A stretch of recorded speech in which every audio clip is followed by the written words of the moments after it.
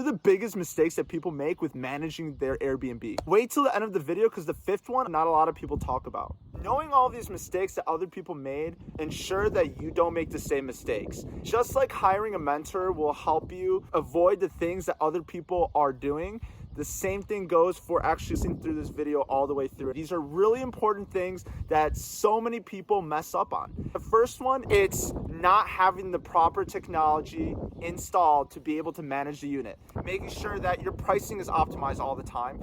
It's making sure that the cleaners are notified when the clean is about to happen.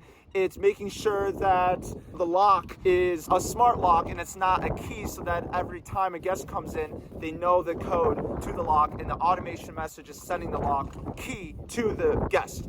A lot of times people just skip out on that. So don't skip out on that. All these automations are very important in your tech stack, and they're gonna transform your hosting and making sure that you're as efficient as possible. The second thing that I see is that people skimp out on their design. Do not skimp out on your design. The design is what differentiates your product. If you don't wanna be a commodity and you wanna be something of value that people wanna seek out, not just another house in the block, but something that is totally new and different and beautiful.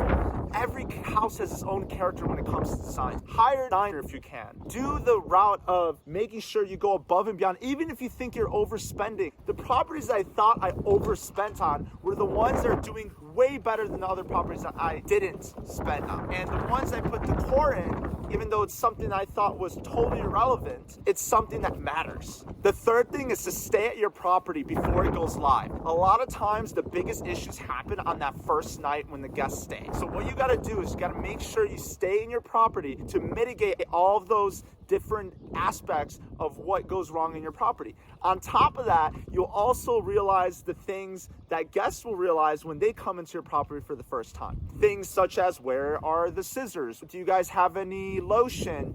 Do you guys know where the water heater is?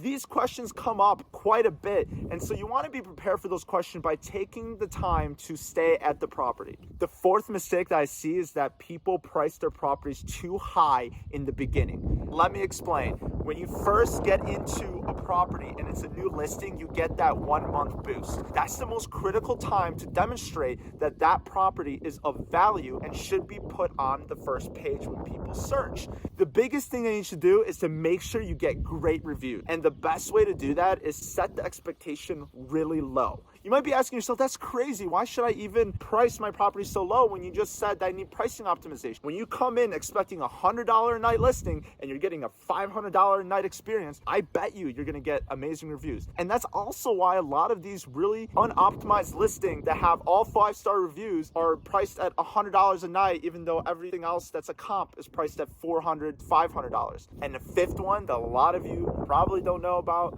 but is so important, is hiring the right vendors. That is actually going through a whole process of getting multiple vendors for a specific thing that you need. Most importantly, make sure that you go and get multiple cleaners in your market that can do the job. Then you interview them, just like working for your company. You're not just going to bring on any Joe. This is pretty much a partner in your business. It's a marriage. It's a relationship. You need to make sure that they are vetted, that they work with you, they work with your style, they do all the things that you need them to do. And so the expectation is set from the beginning. And a lot of people get this wrong, and it's something that people don't even talk about, which is crazy to me. Hiring right is the most important thing in any business. Why would you skimp out on your vendors when you're first starting out? If you do it right and you do all the principles that I mentioned in this video, then you have no issue coming into this and absolutely killing it. So if you like this video, definitely subscribe to learn more about short-term rental investing. I'll be posting a lot more long-form content like this to give you all of the best secrets that I know when it comes to short-term rental investing and becoming financially free.